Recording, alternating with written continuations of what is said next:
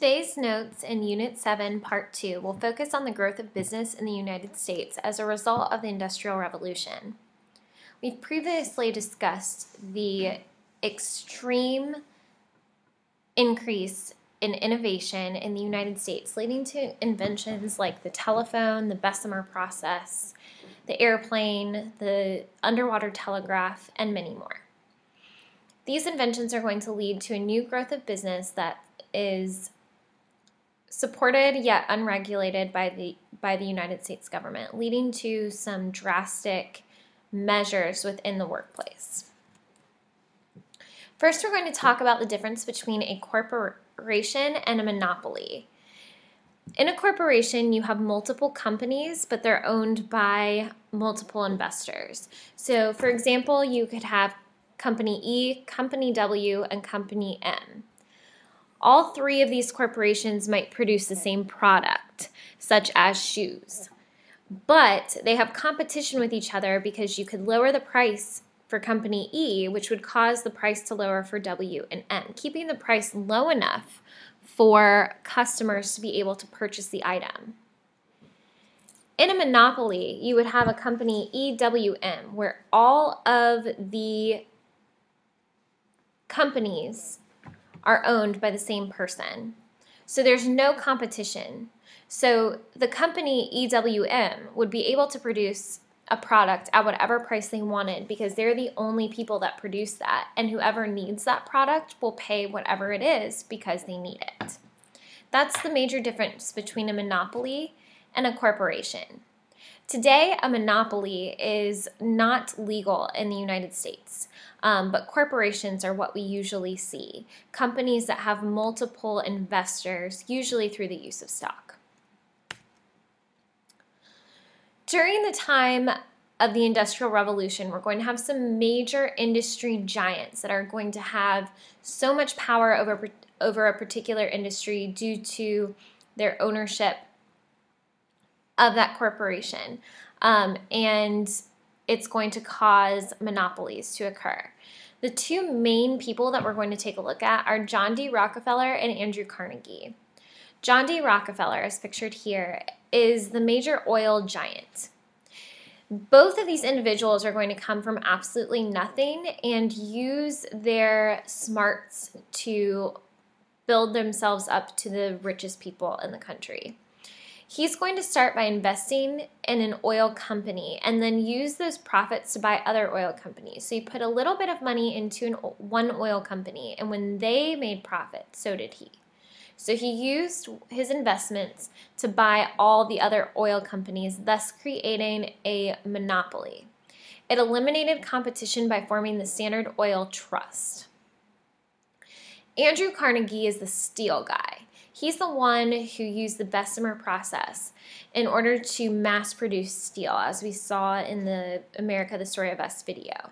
He gained control of every aspect of steel making. So steel could be used to produce other items that would produce more goods and then keep creating money from multiple industries. So he was able to control the iron mine industry, the steel mills, the railroads, and the shipping lines. So every aspect from creating steel by finding the iron and then making it into steel using the Bessemer process, to also the shipment of steel and also what they use steel to build, such as railroads. There's a huge debate over whether monopolies were a good thing or not. One argument was that the country should have free enterprise, or that there should be no real control over what's going to happen.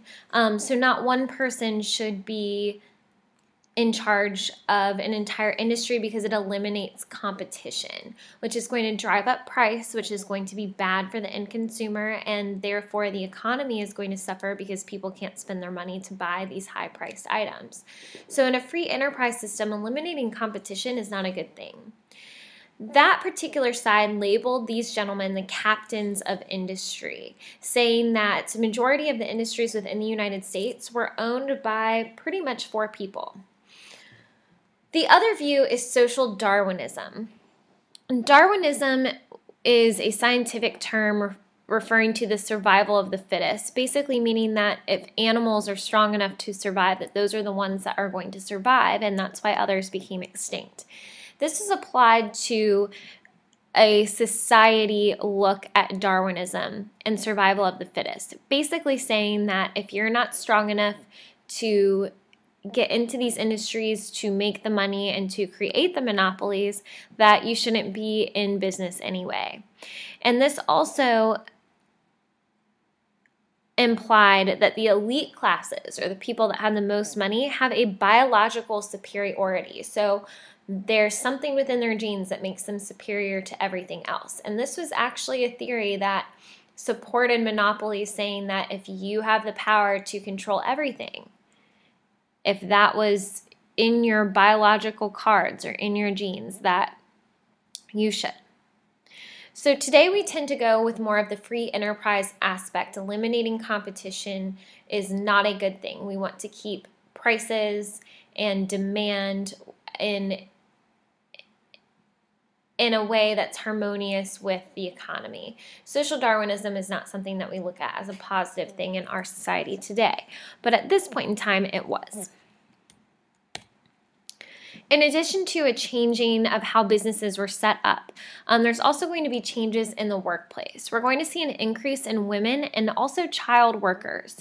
During times of war, we saw an increase in women in the workplace, but now we're going to see even more so of that. Because women are still considered an inferior part of society, they're going to be taken advantage of in the workplace and not have as many rights, have less pay, and it's going to start some women's movements. In particular, the use of children in the workplace is somewhat unique to this time in history. Kids as young as 6 years old could work up to 19 hours a day. Although that's extreme, we still see studies that an average would be 12 to 14. There are 24 hours in a day, so that means that that child spent anywhere from 12 hours to 5 hours not working, if you can imagine that. You're in school for about 7 to 8 hours a day, so imagine doubling that. They also got little to no pay, maybe making just cents a day. They used children as cheap labor force because they were unable to understand how much value they were and were taken advantage of. They also worked in harsh conditions that caused physical injury as well as internal. So there was heavy machinery and hot and very hot surfaces where children can get burned or even killed by falling objects. As you can see in this picture, this child is on this machine and doesn't even have shoes. He could easily get a toe caught or a pant leg and be subject to danger. Also, some internal injuries were caused by breathing in harmful substances, such as in mining, or even in the textile industry when you could get cotton caught in your lungs that would cause types of lung disease. These harsh conditions, combined with the low pay, the long hours, and the young age of children, led to a movement for child labor activism, and movements began to decrease the child neglect and abuse in the workplace. As I said, these children were taken advantage of. They were often verbally abused or neglected, not fed, did not have breaks. So this caused alarm to society when they saw what these children went through in order to support their families.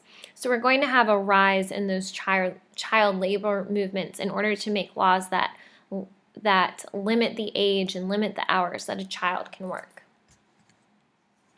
We're also going to see a growth in labor unions. Although we spoke in particular about women and children being affected in the workplace, there are still very unsafe conditions for any worker, and they worked long hours for very little pay. So there was a common need to protect the workers in the United States. There were incidents like the Triangle Shirtwaist Fire, in which employees were trapped in a building that was on fire, causing deaths. Also, child labor and many of the other things we talked about are examples of this. There were two particular labor unions that grew out of this need. One is the Knights of Labor, which was a very vocal and at times even violent labor union that used whatever means they could to get what they wanted. They began as a union to protect textile workers, but then expanded to protect any type of worker. They used boycotts in particular to negotiate unfair labor practices. So they would stop working, stop using goods in order to hurt the company economically in order to get what they want. Sometimes they would have somewhat boisterous actions to get what they needed. But the Knights of Labor was very successful. They ended up accomplishing getting an 8-hour day limit and also an end to child labor. Another very well-known labor union is the American Federation of Labor, who was started and led by Samuel Gompers. This is a union for skilled workers, so workers that had a particular trait. These oftentimes were not the type of workers that would have to face these unsafe conditions because of what they did, and they often got paid more than the people that were part of the Knights of Labor, but they still felt like they were being underpaid. They used strikes, so think of like the picket lines outside where people are holding signs and raising awareness, boycotts, and also political influence to negotiate fair wages. They felt like it was more influential to have that political in and by making friends with people in the right places, other than raising a scene, kind of differentiated them from the Knights of Labor. But they were able to negotiate fair wages for their union members and are still considered part of a union today to protect skilled workers. So today we discussed how business was changing through the growth of monopolies and corporations, but also how it was changing in a way that affected populations like